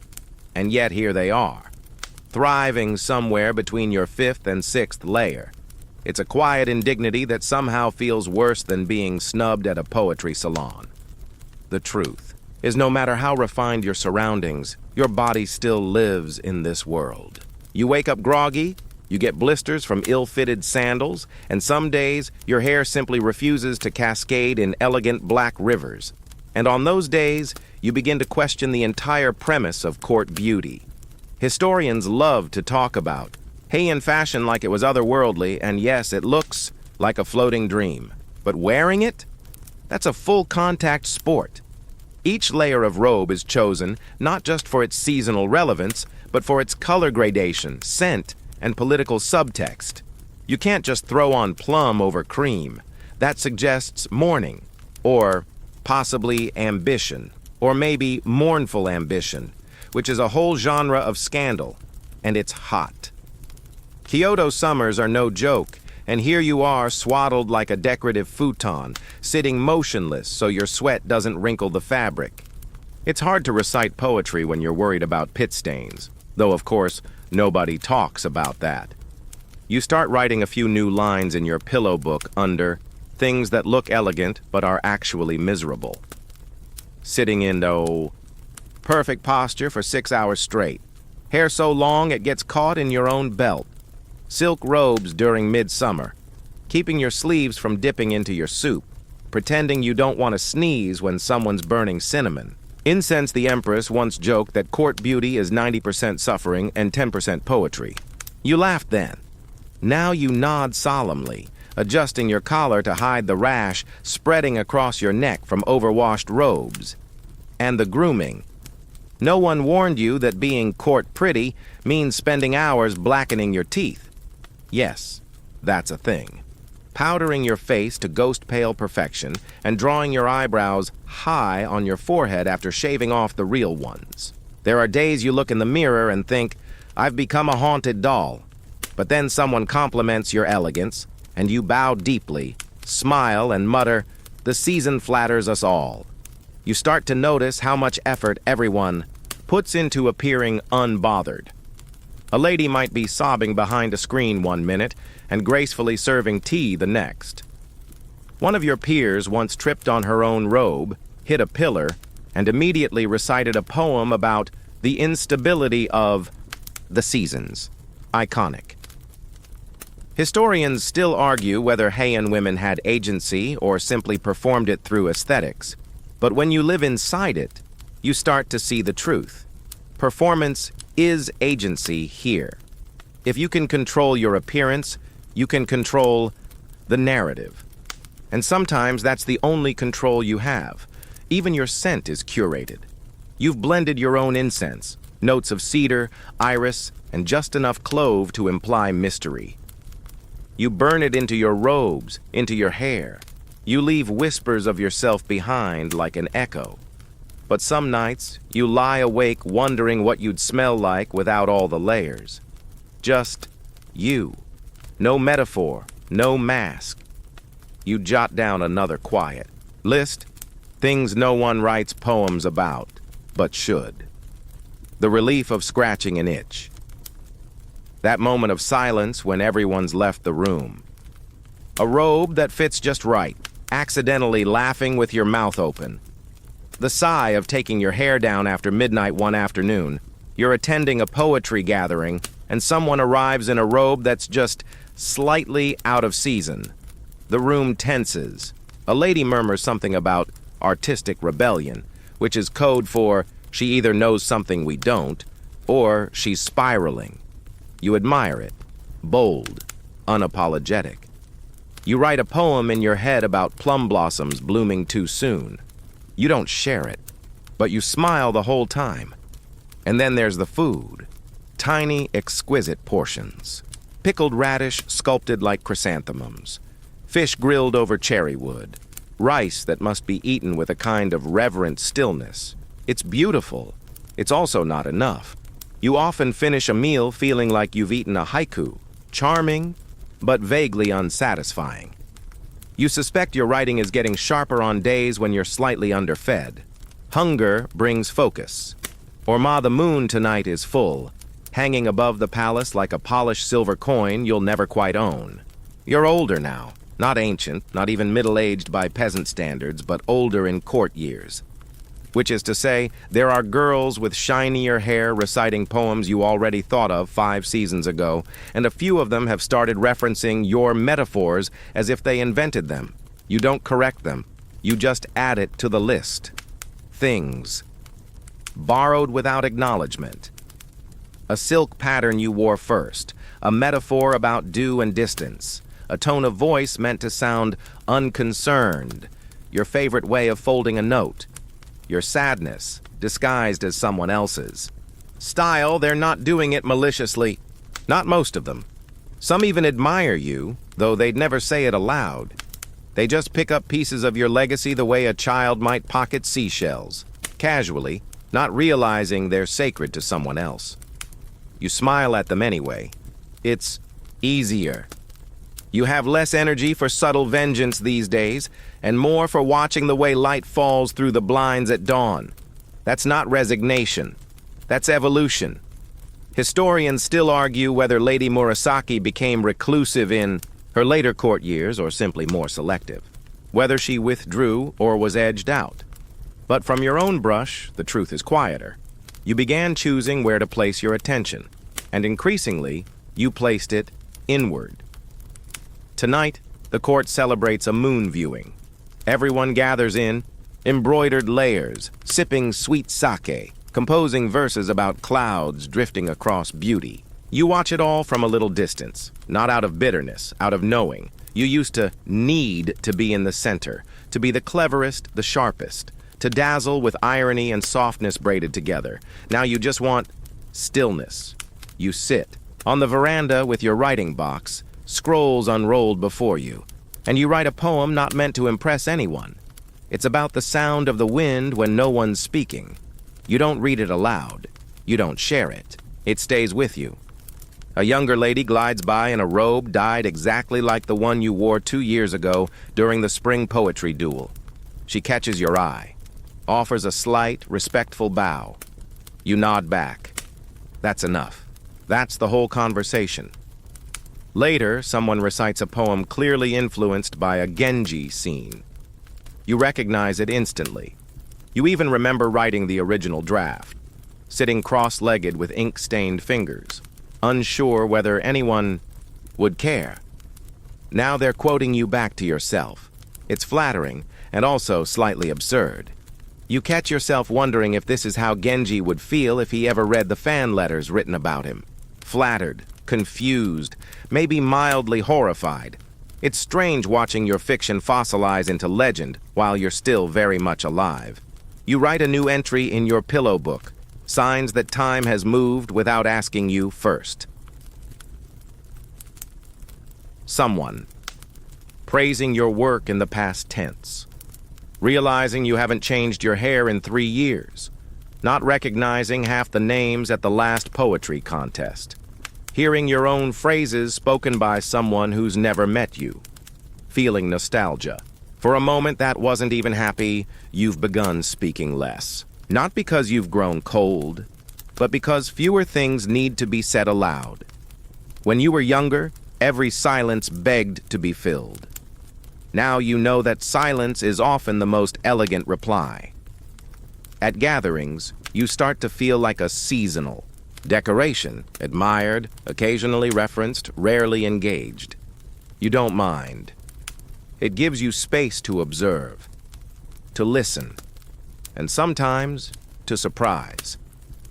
One day you compose a poem so stark, so stripped of artifice, that it startles even you. It mentions no flowers, no moon, no layered metaphor, just a single moment of human regret. You leave it unsigned on the poetry board.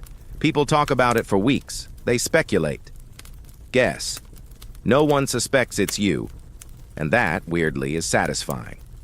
The Empress remains gracious. but even she has changed.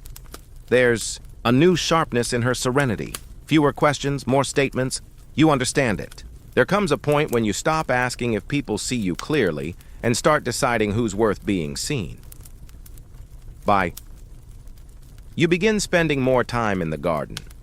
Not the curated one with the koi ponds and arranged gravel, but the overgrown side, where the moss creeps up the stone lanterns and the weeds bloom where they shouldn't. It's quieter, less poetic, more honest. You write one more list just for yourself. Things I don't need anymore. To be the favorite, to be first to speak, to be admired by people who don't understand me, to pretend everything is beautiful, to always be writing for someone else. The moon is still full. But tonight, you don't write a poem about it. You just look up and let it be. That's just the dizziness. You begin to see that survival at court is about endurance, of beauty, of discomfort, of expectation. And you're enduring with style. You write one last note before bed. The most elegant lie we all tell. That our lives are poems when, in truth, they're essays in discomfort, punctuated by perfect metaphors. The palace is quieter now, not in that elegant, poem-worthy sort of way. This quiet has weight, the kind that settles in corners, gathers in doorways, and hovers between sentences left unfinished. The seasons change, but this time, no one bothers to remark on the first plum blossom or compose a verse about dew on spider silk. People are leaving. Some are promoted, yes, shifted to new provinces or temples, but many simply don't return from illness, from age, from slipping slowly out. A favor until their name is no longer whispered between verses. You've begun to outlive them. At first, it startles you. The sudden absence of someone who, just weeks before, had been asking for your thoughts on their moon metaphor. Then it becomes more frequent, expected. One day you realize that no one's talking about Lady Fujiwara's departure because no one young enough remembers her well. Historians still argue whether this period of court history was marked by decline or transition, whether the fading of certain voices meant decay or just a shift in the symphony. But you feel it like a thinning of breath, like a note held just a little too long. You're not immune. You find yourself misremembering names, repeating anecdotes. Your hands ache when the ink gets cold. You begin to edit less, letting your words stand unpolished, as if they're truer that way. You care less about the judgment of women who barely know your empress's favorite incense blend. You write an entry titled, "Things That Disappear Without Ceremony." A friend's voice in the next room. A favorite brush that breaks mid-stroke. A laughter pattern you didn't realize was specific to one person. A doorway someone always stood in. A phrase you stop hearing because no one remembers who first said it at salons. The circle is smaller. Some ladies sit in silence, staring too long at their teacups. Others have grown louder, compensating with dramatized poetry and exaggerated wit. You've grown gentler in your critique. You understand now that sometimes people aren't composing for admiration. They're just trying to feel alive again. There's one woman, older, sharper than most, who once rivaled you in verse. Now she mumbles her poems, hands trembling. Her hair, still blackened, is tied imperfectly. One morning, she forgets the season and recites a spring verse in autumn. No one corrects her. No one laughs. You write a poem in your notebook about cherry blossoms falling out of sync. You remember your own rivals, Sei Shonagon most of all, and wonder where they are now, whether she still writes, whether her sharp tongue has dulled or only grown more precise with age. You imagine her walking through some remote corridor, making lists of people she no longer misses. You hope you're not on that list. Or maybe you do. Being remembered at all would be something. And then there are the young ones. They glide through the palace with energy you envy. Their poems are raw but brave. They say things you used to only think. You see yourself in them, not in their style, but in their hunger. You offer guidance, softly. Sometimes just a word, sometimes a scroll. They rarely thank you. You don't need them to. You begin spending more time in your private quarters. The outer palace buzzes as always, but your space becomes a cocoon of incense, faint sunlight, and familiar tools. A world where nothing needs to be translated, where you can sit in silence and not feel alone. You start rereading your own works, not to edit, but to remember who you were when you wrote them. Some verses surprise you, some make you cry. A few make you laugh aloud, which startles the servant. Girl bringing tea. You write a new entry. Conversations I miss, that may never happen again. Discussing the philosophy of mirrors at midnight, laughing too hard over an accidental pun, debating the shape of sadness as if it were geometry, talking about the future as if we could touch it, whispering secrets too small for poetry. You begin to understand why some people disappear before they're truly gone. It's not dramatic. It's not sad. It's drifting. A slow fade into side corridors, into smaller rooms, into silence. One day, you walk past the Eastern Hall and realize you don't know anyone inside. That used to be your space, your stage. Now it's filled with new voices, new perfumes, new metaphors. You watch for a moment, then keep walking. Later that night, you write a poem. It's about a lantern left burning in an empty room. You don't name it after anyone. You don't need to. You fall asleep with the candle still lit beside you. The shadows on the ceiling look like old friends. The palace is quieter now. Not in that elegant, poem-worthy sort of way. This quiet has weight. The kind that settles in corners, gathers in doorways, and hovers between sentences left unfinished. The seasons change, but this time, no one bothers. To remark on the first plum blossom or compose a verse about dew on spider silk. People are leaving. Some are promoted, yes. Shifted to new provinces or temples, but many simply don't return from illness, from age, from slipping, slowly, out of favor, until their name is no longer whispered between verses. You've begun to outlive them. At first, it startles you. The sudden absence of someone who, just weeks before, had been asking for your thoughts on their moon metaphor. Then it becomes more frequent, expected.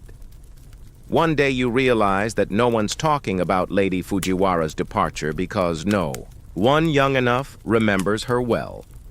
Historians still argue whether this period of court history was marked by decline or transition, whether the fading of certain voices meant decay or just a shift in the symphony. But you feel it like a thinning of breath, like a note held just a little too long. You're not immune. You find yourself misremembering names, repeating anecdotes. Your hands ache when the ink gets cold.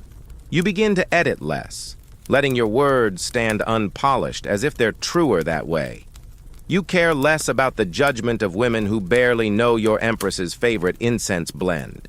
You write an entry titled, "Things That Disappear Without Ceremony," a friend's voice in the next room, a favorite brush that breaks mid-stroke, a laughter pattern you didn't realize was specific to one person, a doorway someone always stood in, a phrase you stop hearing because no one remembers who first said it at salons. The circle is smaller. Some ladies sit in silence, staring too long at their teacups. Others have grown louder, compensating with dramatized poetry and exaggerated wit. You've grown gentler in your critique. You understand now that sometimes people aren't composing for admiration. They're just trying to feel alive again. There's one woman, older, sharper than most, who once rivaled you in verse. Now she mumbles her poems, hands trembling. Her hair, still blackened, is tied imperfectly. One morning she forgets the season and recites a spring verse in autumn. No one corrects her. No one laughs. You write a poem in your notebook about cherry blossoms falling out of sync.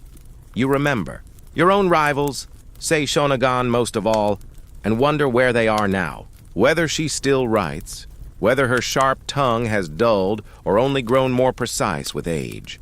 You imagine her walking through some remote corridor, making lists of people she no longer misses. You hope you're not on that list. Or maybe you do. Being remembered at all would be something. And then there are the young ones.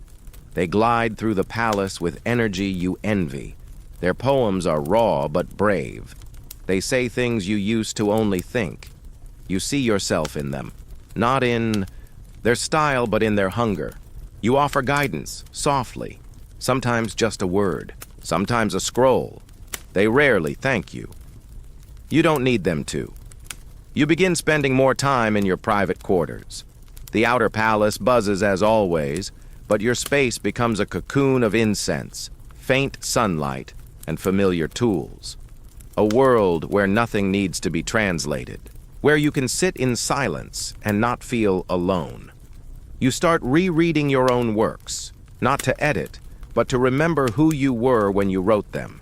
Some verses surprise you, some make you cry, a few make you laugh aloud, which startles the servant. Girl bringing tea.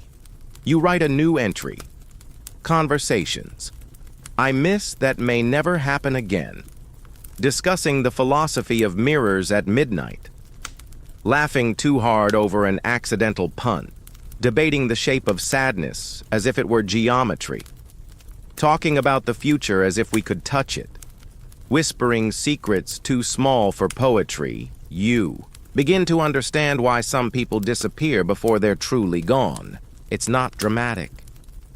The mornings begin earlier now, not because you rise with the sun, but because your sleep no longer holds you the way it used to. It slips, like silk off a lacquered stand.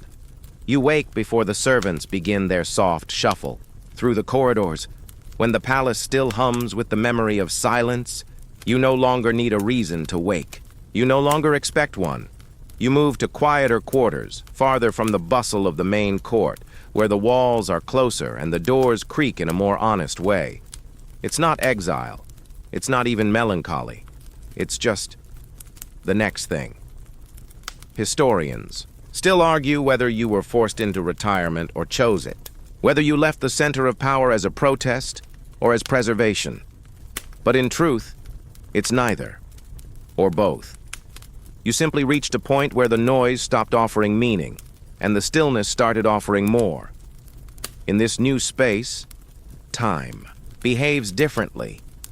You measure days not by events, but by the scent of the wind through your shutters, the way the birds change their tone with the temperature, the frequency with which you refill your inkstone. Your writing slows, but it doesn't stop. Each character takes longer. Each line feels heavier, not with burden, but with presence. You begin to appreciate the small acts of daily life in a way that court never allowed. Folding your robe with intention, heating tea to just the right moment, cleaning your writing brush thoroughly instead of handing it off. These rituals become your prayer, your poetry. You write fewer lists, fewer entries. But the ones you write feel truer, more like offerings than observations. One day you write things that feel sacred. Now, the first sip of hot tea before anyone speaks, the rustle of leaves during calligraphy, watching light crawl across your tatami mat. A brush stroke. That lands exactly as you meant it. Knowing you don't need to explain yourself anymore, you still receive letters. Some from younger courtiers you once mentored. Some from noble women who claim to miss your presence at poetry salons. A few from strangers who only know you through Genji. You respond rarely, but when you do, your replies are shorter, gentler, and more honest than they've ever been. You feel your work shifting. Less about impressing, more about understanding. Less about crafting beauty, more about naming truth. You write about impermanence now, about change, about the little deaths within every transition, the loss of youth, of relevance, of noise, and how peaceful that can actually be once you stop clinging. One evening, You sit beside the window and listen to the wind move the paper doors. You don't write, you just listen. Later, you record the moment in one sentence. The room said nothing, and I finally understood it. Your dreams have changed too. Less vivid, more spacious. You no longer dream of courtiers and salons. Now it's gardens, empty rooms, the sound of ink being ground without a hand visible. You once feared becoming irrelevant. Now you welcome it. Relevance, after all, was a kind of noise, a demand. It required you to keep responding, performing, adapting. Silence asks nothing of you. And in that space, you begin to hear yourself again, clearly, perhaps for the first time. You start rereading Buddhist texts, not with the desperation of someone seeking escape, but with the soft curiosity of someone who has finally slowed down enough to see. The idea of transience no longer feels sad, it feels precise. You write another list, things that were once painful, but now feel true. Being forgotten in a room you once ruled, letting others take credit for your words, watching your characters be misread, seeing your style reused, diluted, becoming a footnote in someone else's story. You don't write this out of bitterness. You write it because you're ready to let go, to become part of the air in the corridors, a quiet echo in the ink. Sometimes you hear laughter in the distance, young voices full of ambition and clever metaphors. You smile, not wistfully, not longingly, just with recognition. You were them. Now you are someone else. You put down your brush and look at your hand. Older, softer, but steady. The stories are still there. The ink is still warm. But the urgency is gone. And for the first time in decades, you feel still. It's not sad. It's drifting. A slow fade into side corridors, into smaller rooms, into silence. One day, you walk past the Eastern Hall and realize you don't know anyone inside. That used to be your space, your stage. Now it's filled with new voices, new perfumes, new metaphors. You watch for a moment, then keep walking. Later that night, you write a poem. It's about a lantern left burning in an empty room. You don't name it after anyone. You don't need to.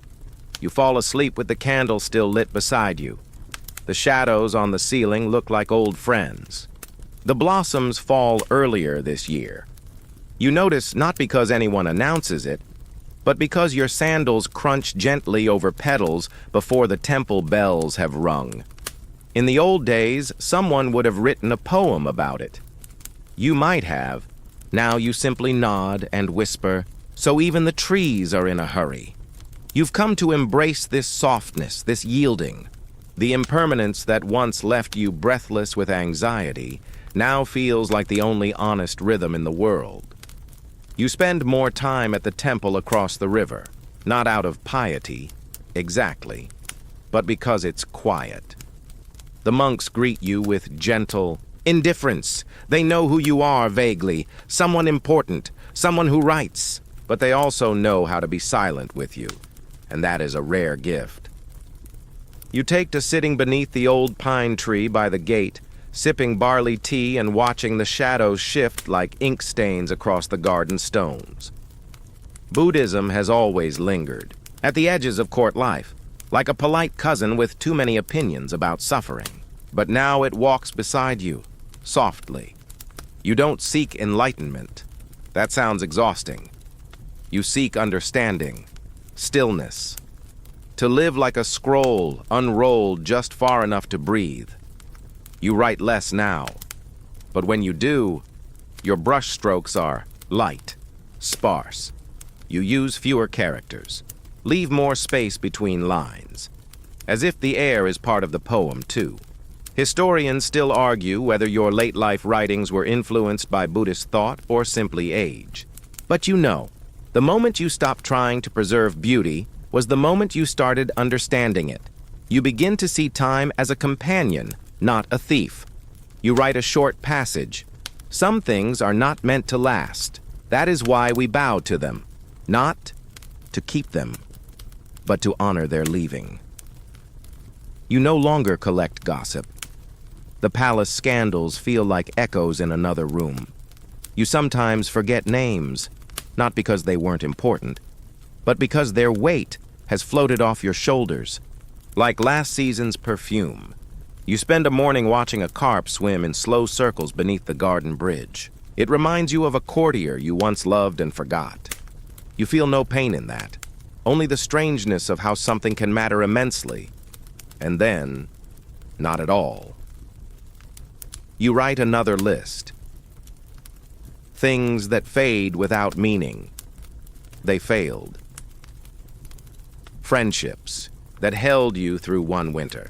A favorite ink blend you no longer use. Love letters you never sent. Ceremonies that blurred into each other.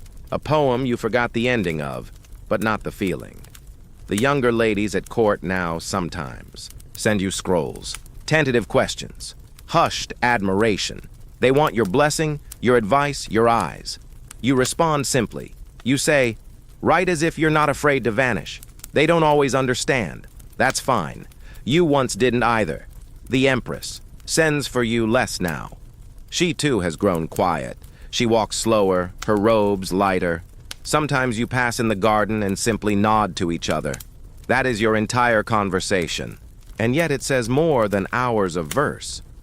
You write one final pillow book entry that evening, just 3 lines long. When the flower falls, no one accuses the wind. It simply bows. You let the ink dry slowly. The scroll remains open on your writing mat all night. Not to be admired, but to be. And then, the brush stops. Not with ceremony. Not with a final poem handed to the court in a lacquered box, or a dramatic bow under a storm of petals. Just one day, there's no new entry. You do not disappear all at once. No one ever does in the Heian court. People linger in memory, in perfume, in unfinished letters tucked behind incense burners. But eventually someone notices your sandals haven't been moved, that your writing box is untouched, that your seat near the garden remains unoccupied even during the plum blossom viewing. And then the whispers begin. Has she retired to a temple? Did she return to her family's province? I heard she was ill. Quietly. Perhaps. She was never real at all. Historians still argue whether you died in the palace or vanished into the countryside, or took vows as a Buddhist nun and wrote scrolls no one ever found. There are no clear records, just absence. Elegant, total, maddening absence. But even that feels fitting. You've written your entire life in shadows and silences. Why would your departure be any different? There are moments when your presence is conjured again, like a seasonal ghost. A nobleman referencing Genji during a poetry contest. A court lady quoting your pillow book to explain a feeling she's too proud to name. Your name spoken in reverence or as a casual literary flourish. Both carry weight. Neither quite reaches you, and yet, you're everywhere. In the rhythm of court speech, now subtly shaped by your cadences. In the way court ladies laugh behind their fans, just a bit sharper than before. In the notebooks of women who've decided they don't need permission to write down what bothers them. Your fiction continues to travel, passed from court to court, like a beloved heirloom. The tale of Genji is recopied, annotated, praised, misunderstood, then praised again. Scholars pore over every character's decision, arguing over whether Genji is a tragic hero or a beautiful wreck of a man. You would probably laugh, or wince, or both. You're remembered as Murasaki Shikibu, though that name, too, is an echo, a label. Not your given name, not your full truth. Just the mask through which your voice lives on. Some say you were born for this legacy. But you were just trying to see, to record a world no one else dared describe honestly. The strange absurdity of elegance, the grief buried in etiquette, the silent rebellions written in ink behind closed screens. You write a last imagined list, not on paper, not with brush, but as a drifting thought in the breath of your vanishing things. That might remember me. A page with ink faded only at the edges. A girl writing by candlelight, unsure and fierce. A scroll misattributed, but loved anyway. A turn of phrase that slips into another woman's mouth. A moment of honesty, hidden in someone else's fiction. Maybe you did retreat to a monastery. Maybe you simply slept and didn't wake. It doesn't matter. The stories continue, and in them you're still writing. Long after your brush has fallen silent, your words remain alive. They ripple outward from Kyoto, across provinces, across centuries, carried on copied scrolls, memorized in salons, whispered by scholars over candlelight. The ink has faded, the paper yellowed, but your voice, the way you captured breath between silences, is still legible. Your legacy is a tapestry, stitched together by readers who never met you but feel like they have. The tale of Genji becomes more than a story. It becomes an archive of emotion, a mirror for courtly life, a cautionary tale for idealism, a poetic diagnosis of the human condition. Future generations will call it the world's first novel, though you didn't set out to create a genre. You just wanted to make sense of the echo chamber you lived in. Historians will spend lifetimes debating your influence. Was Genji a reflection of Heian court life, or a critique of it? Were your female characters empowered or trapped? Were you writing for the Empress, for yourself, or for all the women who couldn't speak? The answer, probably, is yes, to all of it. You begin to appear in records, not just as a writer, but as a figure, a symbol. Schoolgirls in centuries to come will study your phrases, your poems, your lists.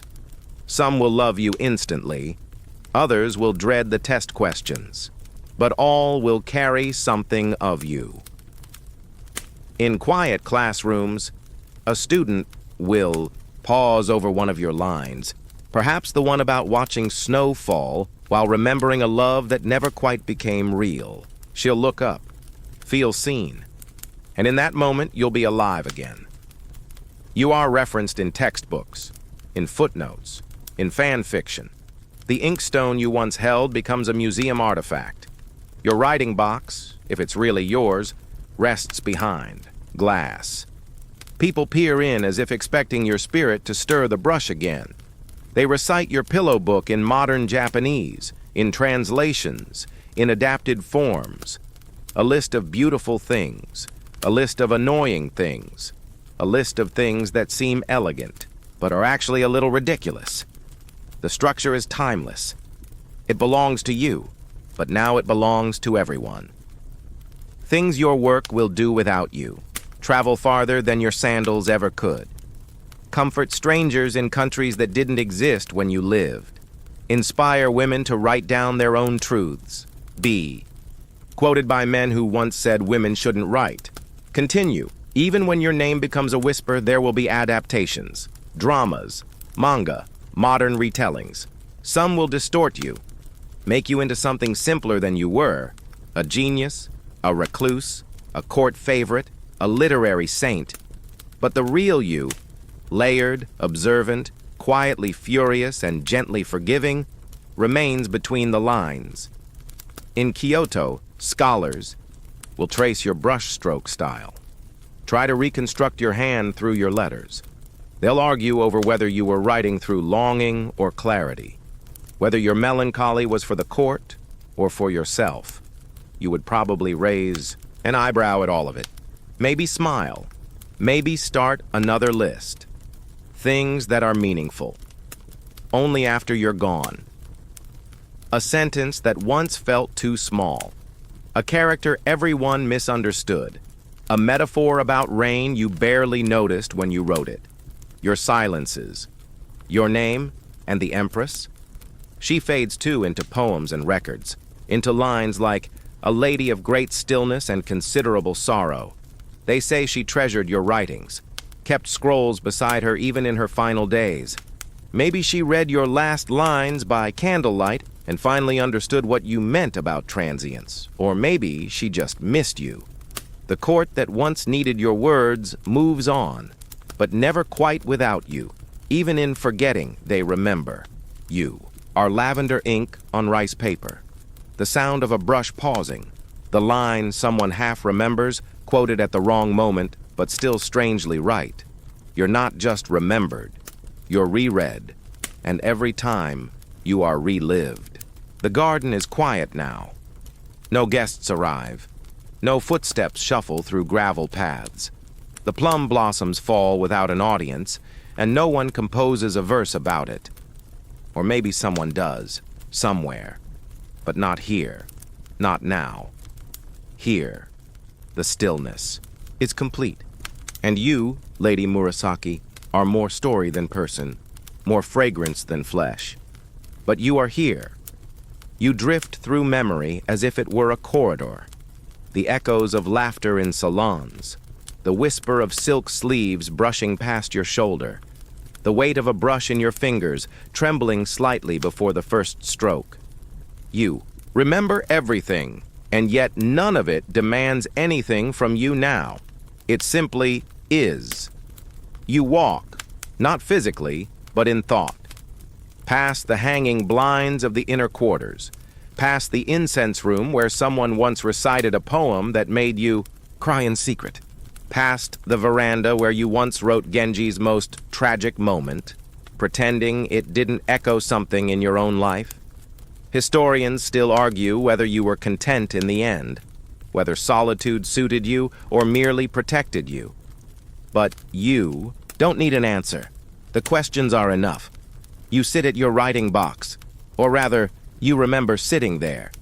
There is no brush now, no scroll, only the quiet rhythm of breath and memory.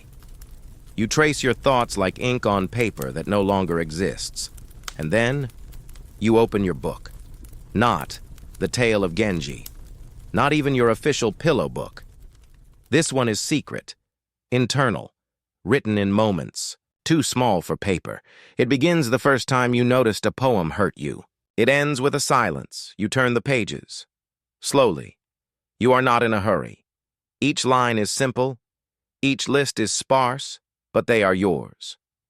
Final things that still matter, even now. A robe, folded neatly, even if no one wears it. A story written, without needing to be read. A name spoken softly, without ceremony. A moon viewed alone, and still called beautiful.